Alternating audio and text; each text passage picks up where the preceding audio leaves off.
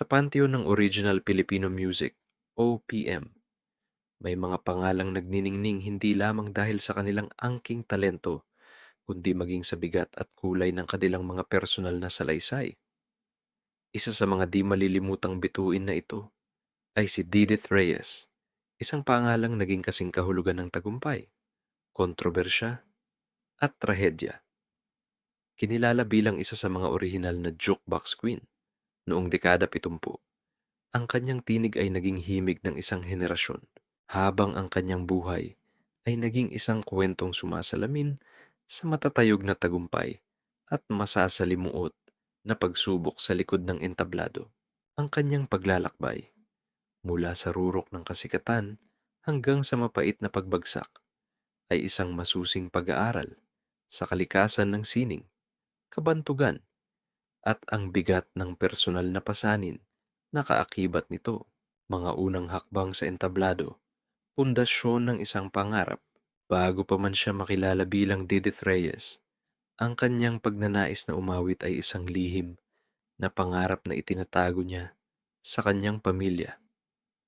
Sa kanyang kabataan, palihim siyang tumatakas upang sumali sa mga lokal na patimpalak sa pag-awit, isang maagang indikasyon ng kanyang determinasyon at pagmamahal sa musika. May mga pagkakataon pang ngang lumayas siya sa kanilang tahanan, dala ng matinding hangaring itaguyod ang kanyang bokasyon. Ang pagsuway na ito sa kagustuhan ng kanyang pamilya ay nagpatibay sa kanyang karakter. Naghanda sa kanya sa mga hamon ng industriyang kanyang papasukin. Sa kabila ng kanyang pagkahilig sa sining ng pagtatanghal, tinahak pa rin niya ang formal na edukasyon at nagtapos ng kursong Fine Arts sa Saint Scholastica's College. Ang kanyang pagsasanay sa sining visual ay maaaring nagbigay sa kanya ng kakaibang pananaw sa estetika at pagtatanghal na naging kapaki-pakinabang sa kanyang karera. Matapos ang kanyang pag-aaral, ang kanyang profesional na paglalakbay sa musika ay nagsimula sa isang hindi pangkaraniwang entablado, isang circus band. Dito, agad siyang naging paborito ng mga manonood, isang patunay sa kanyang likas na karisma at kakayahang kumonekta sa madla.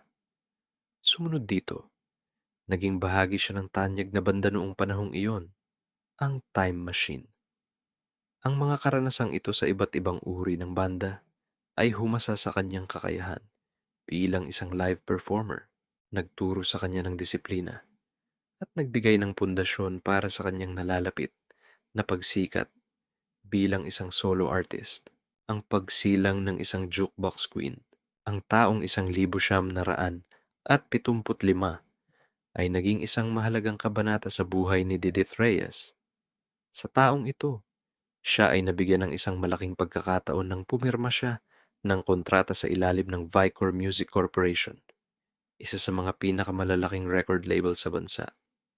Bilang isang solo recording artist, inilunsad ang kanyang karera sa pamamagitan ng awiting Araw-araw, Gabi-gabi, isang komposisyon ng tinitingalang si Willie Cruz. Ang awitin ay naging isang instant hit. Ang melodiya nito, na sinabayan ng natatanging interpretasyon at emosyonal na paghahatid ni Didith, ay tumagos sa puso ng masa. Mula sa mga istasyon ng radyo hanggang sa mga jukebox sa bawat kanto, ang kanyang tinig ay umalingaw sa buong kapuluan. Ang tagumpay ng Araw-araw, Gabi-gabi ay hindi lamang naglunsad ng isang kanta, kundi nagsilang ng isang bagong bituin.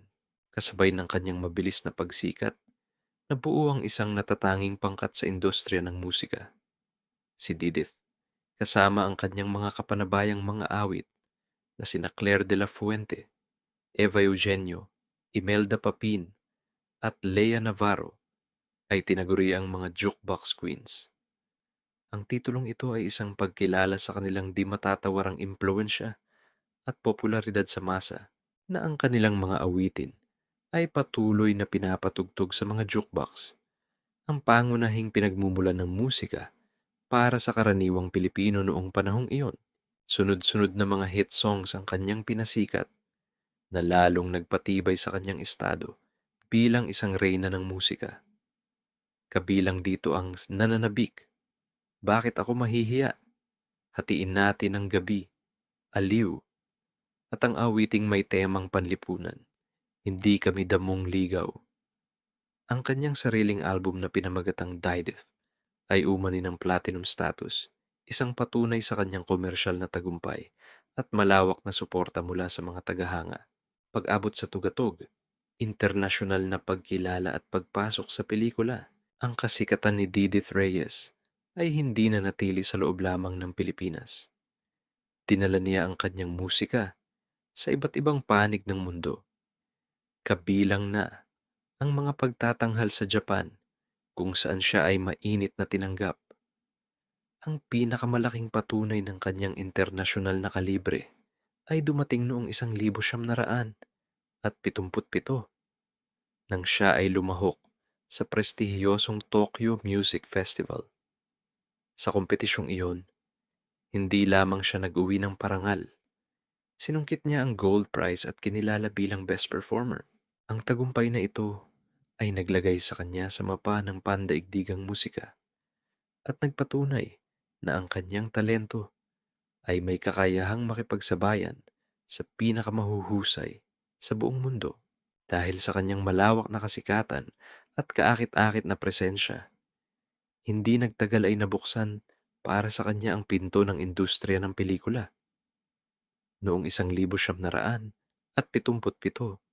lumabas siya sa mga pelikulang Disco Baby at Nananabik. Sinundan ito ng mga proyektong Hatiin Natin ang Gabi at Mga Mata ni Angelita noong 1978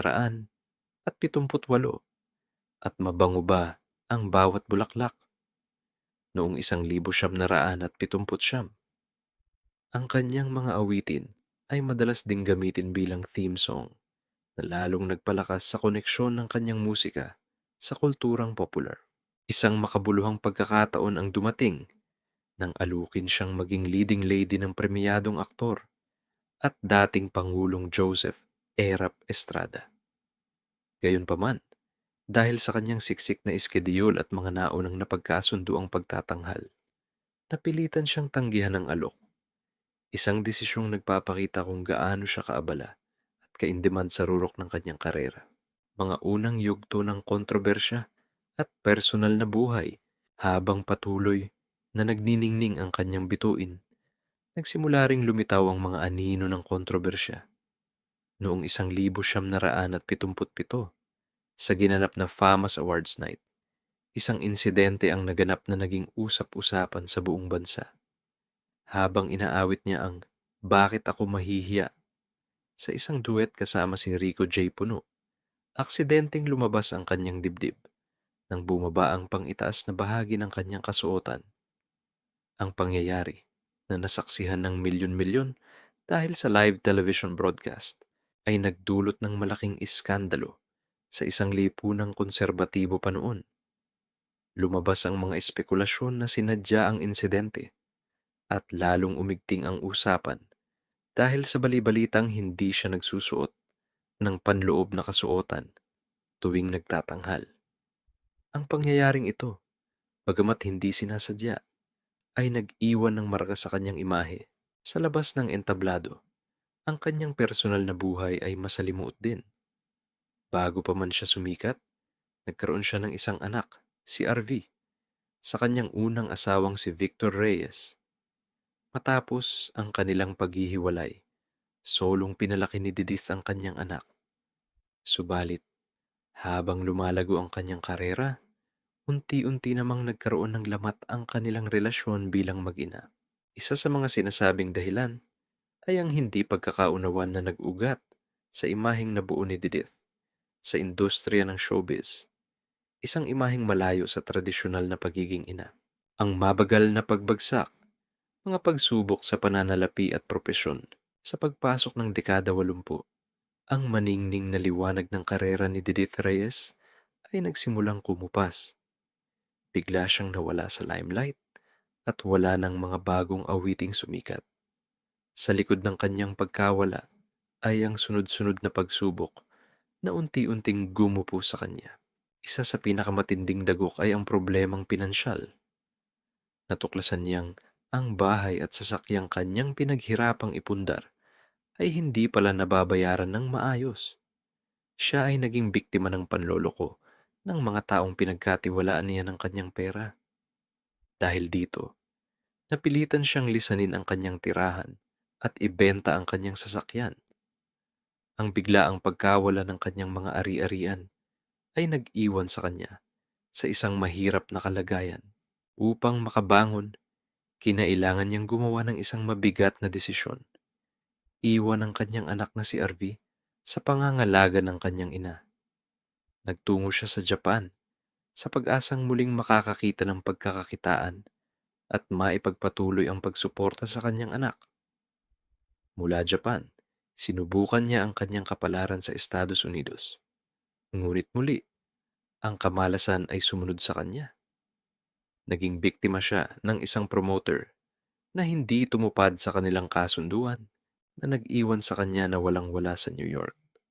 Upang mabuhay, napilitan siyang ibenta ang kanyang mga natitirang alahas. Nang siya ay bumalik sa Pilipinas, isang bagong realidad ang kanyang dinatnan.